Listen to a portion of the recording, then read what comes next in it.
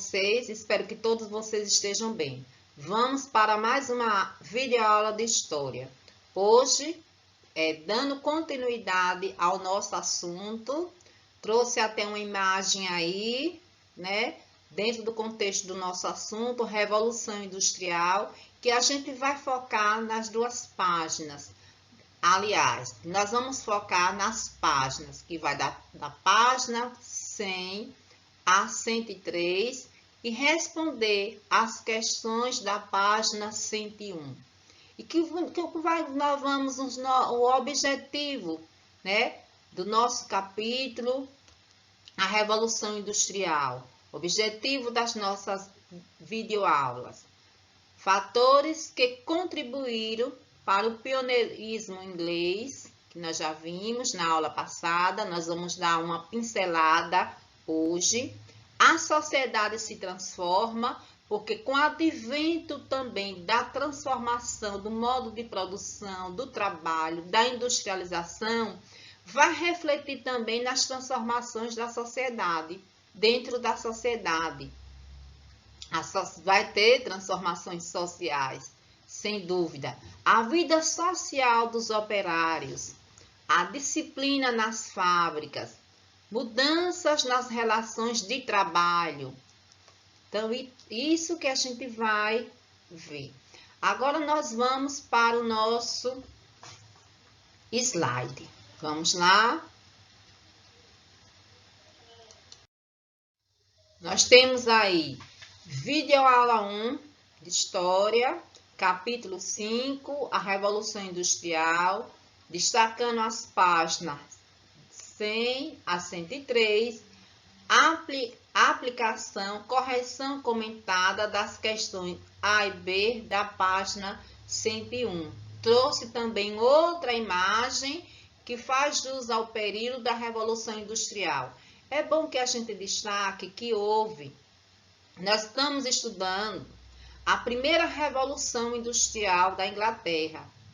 Certo, turma? Que eu não tinha frisado isso. Aí que a gente vai ver. Nós estamos vendo os aspectos da primeira Revolução Industrial. Temos aí, a Inglaterra sai na frente.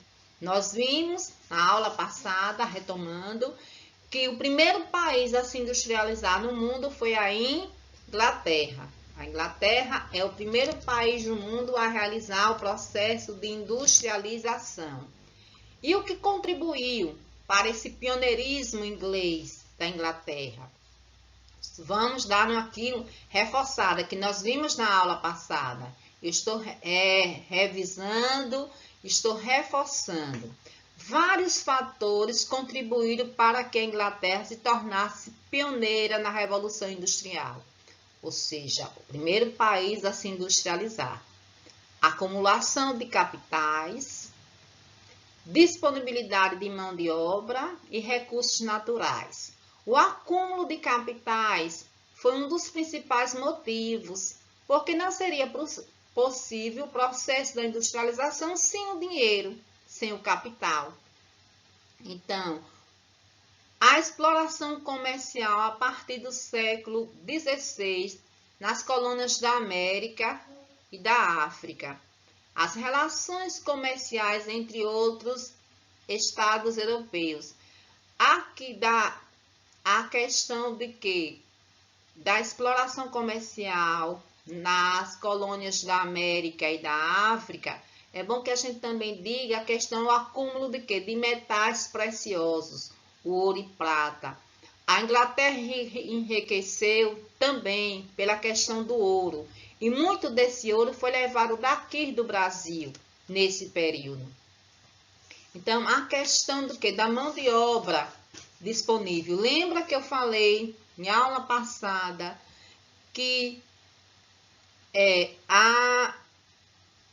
houve na Inglaterra, no início aí, entre o século XVII e o século XVIII, o processo que a gente chama de quê? De cercamento. Quando as terras comunais... Que é isso, professora? Terras comunais. As terras comunais eram aquelas terras que todos podiam usar. todos podiam usar, elas foram cercadas e transformadas em grandes propriedades privadas. Elas passaram a ter dono. Então, e foram utilizadas para fins comerciais, principalmente para a formação de quê? De pastagem para a criação das ovelhas. Lembra que as ovelhas, elas forneciam o quê? A matéria-prima para serem utilizadas na indústria, nas fábricas de quê? Na indústria têxtil. Né? Então, quando os camponeses que perdem suas terras para os grandes proprietários de terras, porque agora as terras têm donos. Agora as terras têm a finalidade de quê? Das relações comerciais, propriedades privadas para o fim comercial, para servirem de campos ou pasto para a criação de ovelhas. Esses camponeses ficam sem suas terras, eles vão ser expulsos de suas terras. E eles ficam sem as terras, vão viver de quê agora? Então, eles vão em busca, eles vão para a cidade, em busca de quê? De trabalho, em busca de garantir a sua sobrevivência. Então, ele deixa de ser camponês e vai se tornar o quê? Operário, trabalhar nas fábricas, nas indústrias, como operadores de máquinas. E os recursos naturais, porque as primeiras fábricas, a energia que vai mover essas máquinas é a energia a vapor gerada pelo quê? Pelo carvão. Então, o carvão, a Inglaterra tinha abundância em carvão, em ferro, que foram os recursos naturais que contribuíram para o advento da Revolução Industrial. Por isso que a energia usada nessas fábricas, nas primeiras fábricas, nós estamos estudando a primeira revolução industrial, vai ser a energia a vapor impulsionada pela questão do carvão. Vocês observem na imagem aí trabalhadores de uma mina de carvão, uma mina, e que esses trabalhos não foram fáceis. Eles trabalhavam muitas horas, a jornada de trabalho longa, exaustiva, e ganhavam baixos salários. Aí nós temos aí, a sociedade se transforma, que eu disse que também que não vai ser só as transformações dentro do meio de produção, do modo de produção, melhor dizendo, do modo do trabalho. Vai refletir também na mudança, nas transformações dentro da sociedade. Uma vez porque também, com o advento da Revolução Industrial, vai existir o chamado êxodo rural. Lembra que eu expliquei há pouco, principalmente devido ao cercamento.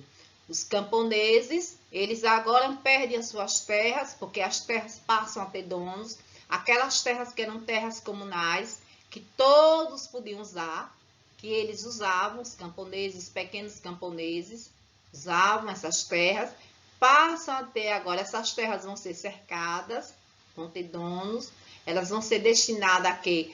Às questões comerciais. Muitas terras vão ser servidas de pastos para as ovelhas. As ovelhas foram criadas para utilizarem o quê? Usarem o quê? Utilizar o quê? A matéria-prima, a lã, para ser usada na indústria têxtil. Então, os camponeses, quando eles deixam o campo e vão para a cidade, vai existir também nesse período o êxodo rural. Agora, a concentração das pessoas vão se concentrar onde? Nas cidades. E vai surgir vários problemas. Com o advento da fábrica, surge o quê? Os problemas da poluição do ar. As cidades não comportavam o número de pessoas que lá vão estar morando. Vai começar muita gente a morar em péssimas condições, como ruas sem serem calçadas, sem saneamento básico, sem moradia suficiente para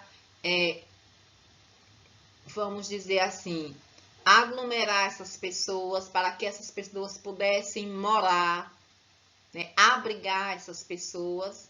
Então, sem contar que vai surgir aí duas classes sociais antagônicas.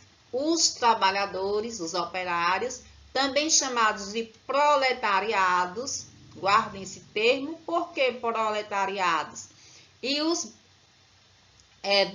a burguesia, os donos das fábricas, os donos dos meios de produção. Proletariados, porque aí também no advento da Revolução Industrial vai começar a se consolidar o sistema econômico chamado capitalismo. Em outro momento eu explicarei para vocês essa questão do capitalismo. E o capitalismo, quem não tinha? O capitalismo é um sistema econômico que nos rege. O Brasil é um país capitalista.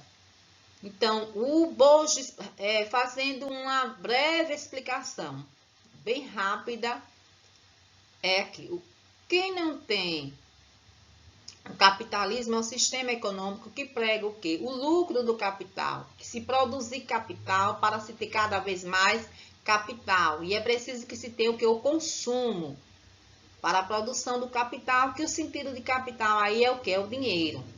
E como nesse período quem não tinha como produzir capital para que se gerasse mais capital, quem não tinha dinheiro para se investir capital, vende sua força de trabalho, que são chamados que os assalariados, que até hoje é isso.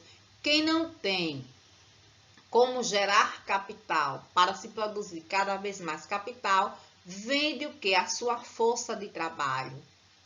Então, os assalariados, os trabalhadores, os operários, como eles não tinham capital, ou seja, eles não tinham dinheiro, eles só tinham filhos, por isso que eles foram chamados também de proletariados, porque prole quer dizer o quê? Filhos. Aí surgem esses dois grupos sociais nesse período do advento da Revolução Industrial. A burguesia, que são os donos das fábricas, e os proletariados, que são os trabalhadores, que são os operários, que foram assim chamados porque eles não tinham capital para se gerar cada vez mais capital. Eles só tinham filhos. Aí vamos aí. Existiam que a urbanização acarretou profundas transformações na estrutura da sociedade inglesa. Como eu disse, uma cidade que vai crescendo, uma cidade que vai se ficando populosa, porque muitas pessoas estão deixando o campo e indo agora para a cidade em busca de uma vida melhor. E lá chegando, elas vão começar a morar em quê? Em lugares insalubres, em lugares doentios, sem saneamento básico, em moradias simples, né, bem simples. Principalmente aí essas moradias vão ser o quê? Os operários, os trabalhadores. O que mais sofreram com o processo de adaptação ao novo ritmo de vida e trabalho foram os operários, né, os proletariados, os assalariados, urbanos, razão das precárias condições de moradia, moradias precárias, sem saneamento básico, e os salários eram baixos, e a jornada, uma longa jornada de trabalho. Eles trabalhavam mais de 15 horas por dia, a jornada de trabalho exaustiva. E que nesse período também nós vamos ver o trabalho de quê? De mulheres e crianças. Vocês podem dizer, ô professor, e o trabalho infantil não é proibido? É proibido hoje no nosso país, que vocês, adolescentes, pré-adolescentes, né? Isso, a atividade mais importante que vocês fazem hoje é o quê? É estudar. Vocês têm que estudar para se preparar para a vida adulta, ter uma profissão, ter também um trabalho, né, para garantir a sobrevivência de vocês e também da família que vocês irão construir. Então, o que vocês têm de mais importante a fazer é o que? É o estudar, é o estudo. Vocês estão na fase para estudar. E que nesse período era comum as mulheres e as crianças trabalharem.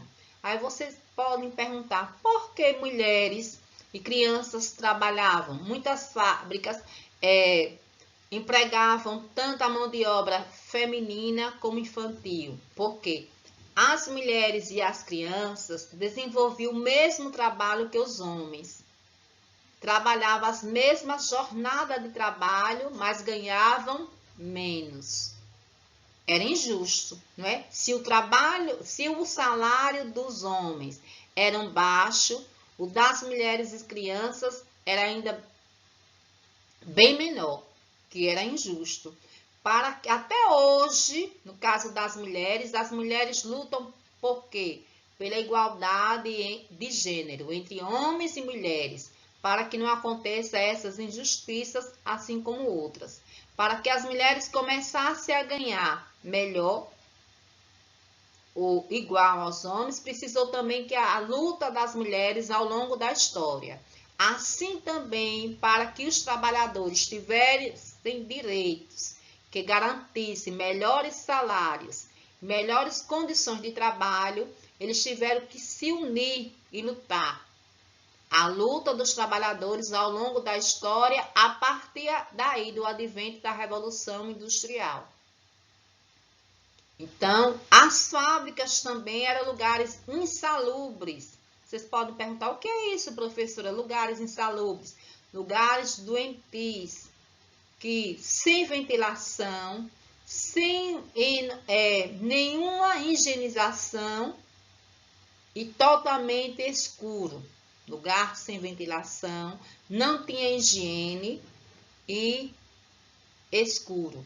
Muitos trabalhadores também foram acometidos por doenças. E que sem contar os acidentes de trabalho. E quando aconteciam os acidentes de trabalho, o trabalhador não era indenizado. Ele era até culpabilizado muitas vezes pelo acidente.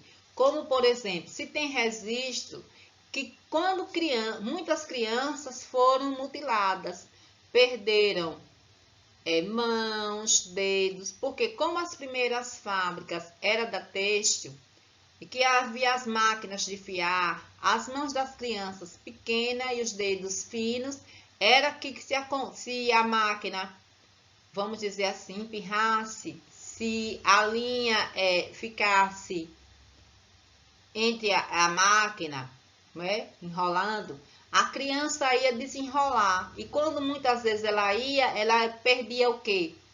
Dedo, a mão. E sem contar como elas também cochilavam, porque várias horas trabalhando, elas ainda tinham que, em muitos casos, elas recebiam o quê? Castigos. Entenderam? Então, essas transformações também dentro da sociedade. A vida desses primeiros trabalhadores não foram fáceis. Então, aí nasce também a classe média, que nem é rica, nem é pobre. A classe urbana, formada por grupos ligados às atividades industriais, comerciais e financeiras. E também por profissionais como advogados, médicos, professores. A classe média foi muito beneficiada pela Revolução Industrial. Aí vocês estão observando aqui uma imagem. Aqui é de um abrigo, onde as pessoas, muitos trabalhadores que não tinham onde ficar, iam dormir nas cidades inglesas, principalmente em Londres. Se viu muito esses abrigos aí. Vocês observem aí na imagem, né? Aí temos aí mudanças nas relações de trabalho. Nós vimos também com o advento da Revolução Industrial que essas mudanças no modo de produção, no modo do trabalho, o trabalho deixa de ser manual, realizado pelo artesão, muitas vezes na oficina, no fundo da sua casa, que o artesão conhecia todo o processo do seu trabalho. O trabalho agora vai ser realizado aonde? Dentro das fábricas, com a ajuda das máquinas. E que aí, quando o trabalho manual vai ser substituído pelo trabalho das máquinas. Para que isso? Por que foi necessário essa mudança? Do trabalho manual para o trabalho da maquinofatura, trabalho da fábrica com a ajuda da máquina. O artesão, ele passa a ser operado, por isso que operário quer dizer operador de máquina. E que ele vai deixando, ele perde o conhecimento do seu trabalho. Ele não domina mais o passo a passo da realização do seu trabalho, até o produto estar pronto, para garantir o quê?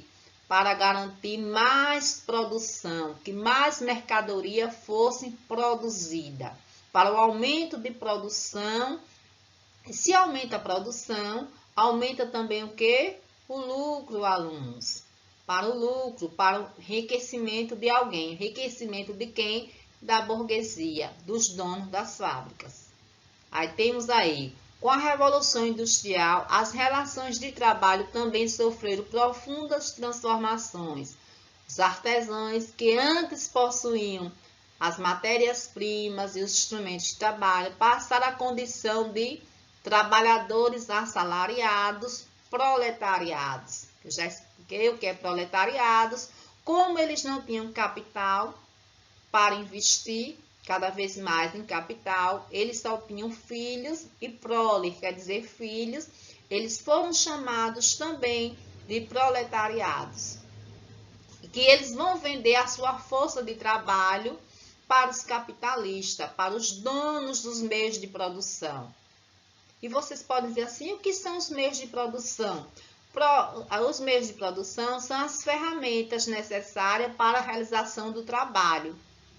A matéria-prima, as ferramentas, o capital que se investe na atividade, aí são chamados meios de produção. E quem era o dono dos meios de produção? Os donos das fábricas, os capitalistas. Detentores do lucro também, né? O maior lucro fica para os donos das fábricas, os burgueses.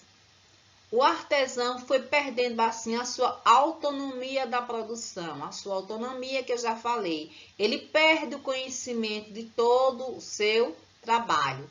Ele não sabe mais, que antes ele sabia, do início ao fim, o processo todo do seu trabalho. Com o advento, que ele vai se tornar um operário, ele não tem mais a noção do passo a passo do seu trabalho, porque ele só vai ser encarregado de realizar uma atividade. É o que nós chamamos de divisão do trabalho. Eu já expliquei também na aula passada. Lembra que eu dei até exemplo daqui, como nossa cidade tem oficinas de roupa, que para se realizar, para se fabricar uma blusa, vamos dar exemplo de novo, cada trabalhador é encarregado de realizar uma atividade na blusa. Colocar a manga, outro coloca a gola, outro fecha, outro vai estampar, outro corta o tecido. E isso é o que nós chamamos de divisão do trabalho. E por que isso acontece? Para se garantir também o lucro. E que antes, no advento do trabalho manual, no trabalho do artesão, ele conhecia o passo a passo do seu trabalho. Do início ao fim ele sabia. Um sapateiro sabia do início ao fim o processo do seu trabalho até chegar no sapato pronto. Mas com o advento, quando se tornou trabalhador assalariado, quando se tornou operário, agora vai existir a divisão do trabalho. Ele não tem mais esse conhecimento do seu trabalho. Ele se conhece aquilo que ele está destinado a fazer. Então, aí temos aí o artesão retomando. O artesão foi perdendo assim a autonomia da produção doméstica, o que ele obtinha por meio de seu próprio trabalho, com a ajuda de alguns aprendizes ou de sua família. Porque antes ele trabalhava em casa, com a ajuda da sua família ou dos aprendizes. Que vocês observem aí na imagem. Com o advento da Revolução Industrial, não. Ele deixa e torna-se, ele vai deixar o trabalho manual sendo substituído pelo trabalho da maquinofatura. O trabalho realizado com a máquina, né? O ser humano só sendo operador de máquinas. E que vai haver também a divisão do trabalho. Cada trabalhador vai ser encarregado de realizar uma atividade e ele perde conhecimento do processo do seu trabalho. Aí nós temos aqui na imagem um exemplo de um trabalho, uma divisão do trabalho, ou trabalho em série, trabalho repetitivo que muitas horas se tornando exaustivo. Eu trago aí a imagem do filme chamado Tempos Modernos, que eu deixo até como sugestão, se vocês quiserem, assistam, que pode fazer uma relação com o nosso assunto, mesmo de uma forma de ficção, mas pode estar relacionado ao nosso assunto. Que existem vários filmes que tratam disso. Eu deixo entre esses, se vocês quiserem assistir. Então, um novo modo de produção requeria total submissão à disciplina da fábrica, impondo uma rotina monótona e regular. Vocês vão observar isso aí realmente aí no filme. A divisão do trabalho e a mecanização da produção, aumentar os rendimentos do capitalista e, ao mesmo tempo, que desqualificar a atuação do trabalhador, impondo a ele a repetição de atividades cada vez mais simplificadas. Os salários permaneciam baixos e o risco de desemprego era constante. Um trabalho repetitivo, mais de 12 horas por dia, tem registro até de 15 horas por dia, num trabalho repetitivo e o salário baixo. Né? Repare que eu disse que nesse período não havia conquista, não haviam direitos nem leis que amparassem o trabalhador, para que tivessem leis, né, que amparassem o trabalhador, para que tivesse melhores condições de trabalho e melhores salários, foi preciso que os trabalhadores, a partir daí, do advento da Revolução Industrial, fizessem movimentos, se unissem e fizessem movimentos ao longo da história para resultar nessas conquistas.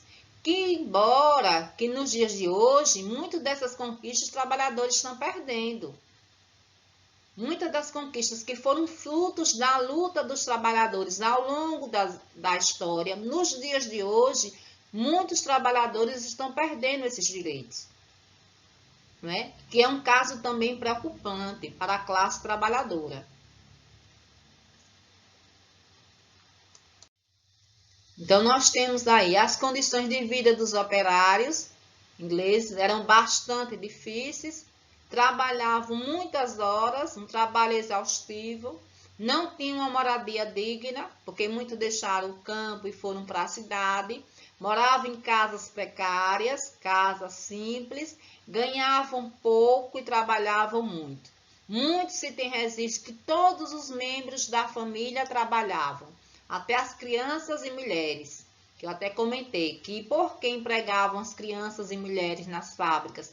Porque elas realizavam os mesmos trabalhos, as mesmas atividades que os homens, trabalhavam as mesmas horas, a jornada de trabalho era a mesma, mas o salário ainda era mais baixo. Salário baixíssimo. Aí temos aí, recebiam baixos salários, eles eram obrigados a viver em moradias precárias, além disso o custo do transporte era muito alto, o que os forçava a morar em bairros precários, próximo às fábricas, convivendo diariamente com a poluição, porque as chaminés das fábricas poluindo, eram chamadas vilas operárias.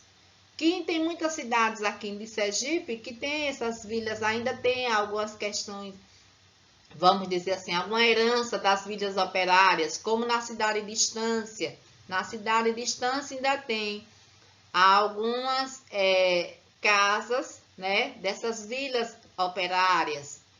E em outras cidades também. Tem muitos bairros, na nossa capital, Aracaju, tem um bairro industrial, que foi justamente, surgiu a partir das indústrias, que vai se formando as casas dos operários, sem contar também que muitas vezes essas vilas operárias, os patrões, os burgueses, os donos das fábricas, eles preferiam que os operários morassem perto também para controlar o tempo de trabalho, para que eles não perdessem o tempo na questão do transporte, morando longe das fábricas, porque era uma jornada de trabalho exaustiva, era uma longa jornada de trabalho.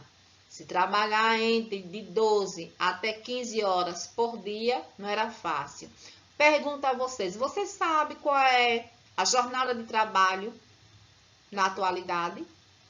Qual é a jornada de trabalho do pai de vocês, que são assalariados, que vendem a força de trabalho? Eu também, eu sou uma trabalhadora, eu sou a classe trabalhadora, professora que vendo minha força de trabalho. Eu estou aqui exercendo o meu trabalho, ministrando aula para vocês, aula virtual. Eu estou vendendo minha força de trabalho por um salário, né? A jornada de trabalho hoje, do trabalhador, é 8 horas por dia.